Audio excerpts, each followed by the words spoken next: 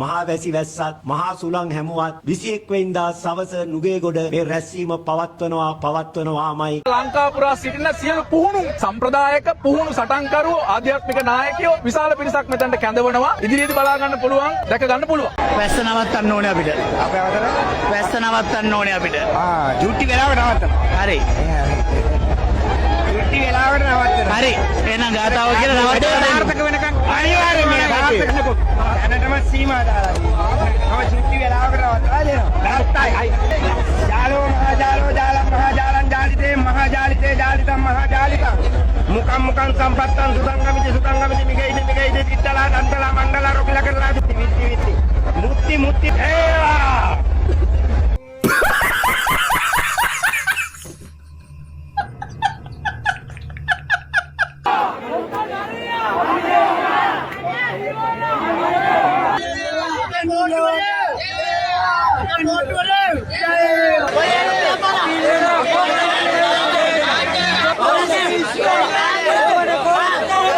මේ ස්ථානයට පැමිණ සිටින අපේ කුරුක්කල්තුමල්ලා මාවිලතුමල්ලා ප්‍රධාන අනිකුත් අන්‍යාගමික පූජා ප්‍රසාදීන් වහන්සේලාගෙන් අවසරයි. මේ අවස්ථාවට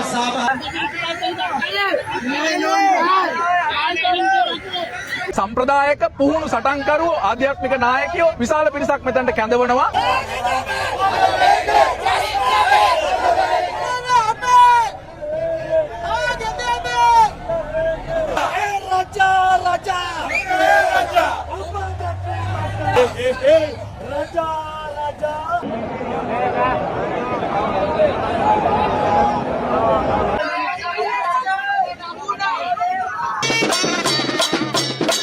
සම්ප්‍රදායක පුහුණු සටන්කරු ආධ්‍යාත්මික නායකයෝ විශාල පිරිසක් මෙතනට කැඳවනවා.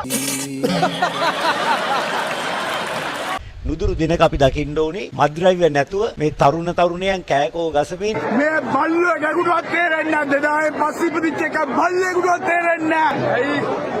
ඇයි බය නැතුවද නුගේ ඉරෙන්න හයිය දුන්න පියායකෝ. සමාජ මහා විප්ලවයක් සිද්ධ වෙන්න ඕනේ. දැන් සැපද විවිධ ප්‍රදේශවලින් නුගේගොඩට පිරිස් පැමිණියා. ඒ පැමිණෙන පිරිස අර ගව මහේෂාදීන් ආහාරයට ගන්නා තනකොළ ඒවා මිටිපිටින් තැන් තැන්වල එල්ලලා තනකොළ එල්ලා තිබෙන අයුරු දක්නට ලැබුණා. මේ මාර්ගය දෙපස තනකොළ එල්ලා තිබූ අයුරුයි. මාතර අකුරැස්ස මාර්ගයේ ඉසදීන් නගරයේද අද උදෑසන මාර්ගයේ දෙපස තනකොළ එල්ලා තිබෙන අයුරු දක්නට ලැබුණා. අපි දැක්ක මේ ගොඩක් අය මේ පිදුරු ගේන්නලු තනකොළ ගේන්නලු එහෙම කියලා තිබ්බනේ. මේ නගරට කණ්ඩ දෙන්න මොකද්ද මේ කතාව? මම දැක්ක සමහර තැන්වල තනකොළ එල්ලලා තියෙනවා. ගොනා කියන නාමයෙන් අනුවර්තනය කරාදෝ කියන සැකය අපිට තියෙනවා. ඕඩයක් නාමල් රාජපක්ෂ මහත්තයාත් පැමිණියා. සමහරු අපෙන් අහනවා ඇයි මේ ඡන්දයක් නැතුව අපි එකතු වෙන්නේ කියලා. ඇයි මේ නුගේගොඩට ඇවිල්ලා මොකද්ද මේ කරන්න හදන්නේ කියලා. ඔව් ඉතින් උසාවියේ නඩු තියන අය හිරේ යන්න ඔන්න මෙන්න කියලා ඉන්න අයට ලොකු හදිසියක් තියෙනවා. හරිනේ? ඇතිනේ උත්තරේ. මගේ ආදරේ අම්මා තාත්තා දහසකුත් අභියෝග මැද්දේ 2021 අවුරුද්දේ මහින්ද රාජපක්ෂ මහත්මයාගේ විජේරාම නිවස අලුත් වැඩියා කරන්න කෝටි 25ක් 2021 ඇතුලේ 2022 කෝටි 18ක් ජනතාව ගත්තම තෙල් පෝලිං වල ඉන්න පෝලිං වල මිය යමින් ඉන්න ජනතාවට දවසකට පැය 10කට වඩා විදුලිය නැහැ. 2021 අවුරුද්දේ නිවස අලුත් වැඩියා කරන්න වියදම් කරනවා 25 කෝටි 21 ලක්ෂ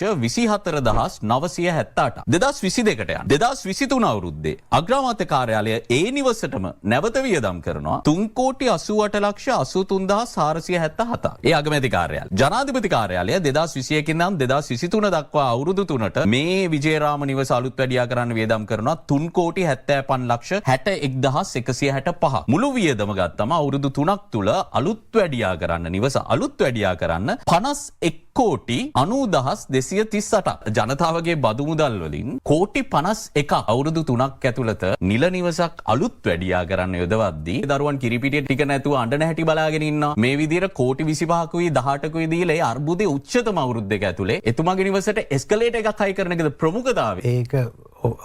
ඒක මම ඔබත් මේ ඔය ඒ අපහසුතාවයක් තිබුණා. ඔහුට පඩි නගින්න අපහසුතාවයක්.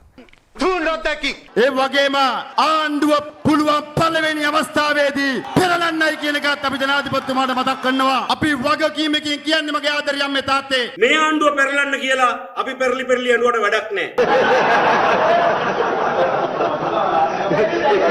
ආණ්ඩුවට අපි මතක් කරලා දෙන්නේ ඔබතුමා ඇතුළු ඔබේ ආණ්ඩුවට අපි මතක් කරලා දෙන්නේ ඒක මතක් කරලා දෙන්න අපි ආණ්ඩුවට මතක් කරලා දෙනවා පොලිස්පතිවරයාටත් අපි මතක් කරලා දෙනවා සමහර නිලධාරීන්ටත් මතක් කරනවා ආණ්ඩුවට මතක් කරලා දෙනවා මතක් කිරීම අපි කරනවා අපි ඔබට මතක් කරලා දෙන්නේ ගරු ජීඑල්පී සමාජතුමනි අපි ආණ්ඩුවට මතක් කරලා දෙන්නේ අපි ආණ්ඩුවට මතක් කරලා දෙන්නේ අපි ආණ්ඩුවට අවසාන වශයෙන් මගේ ආදරය අම්මේ තාත්තේ මතක් කරලා දෙන්නේ පටලවා ගන්න ලෑස්ති වෙන්න එපයි කියලා අපි මතක් කරනවා අපි ආණ්ඩුවට මතක් කරලා දෙනවා අර ඵලයන් බයි යන්න.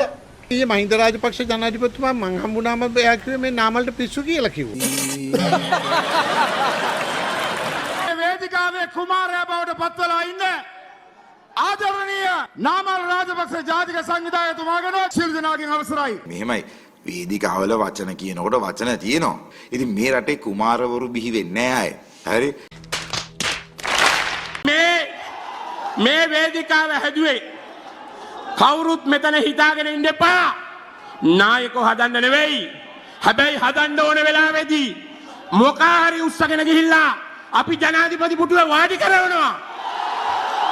ඒකට අපිට පුජ්‍යලෝ කවුද කියලා අපිට අවශ්‍ය නැහැ. Do not taking. සෙනග ගේන්න නම්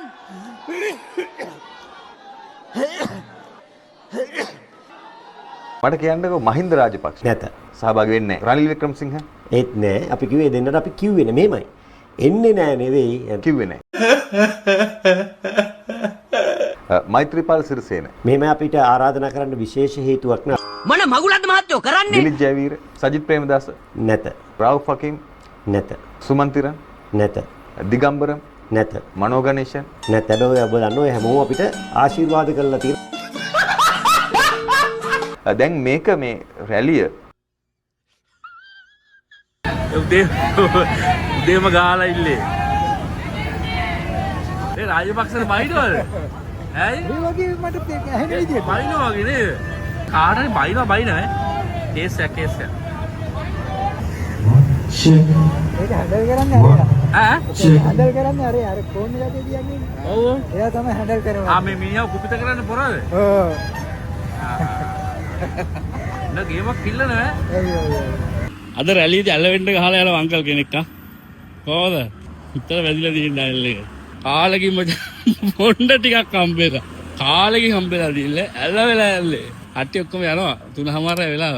අහිංස කෙනෙක් ගංගවල ඉන්නේ මිනිස්සු රවට්ටගෙන ඇවිල්ලා තියෙන්නේ මේ.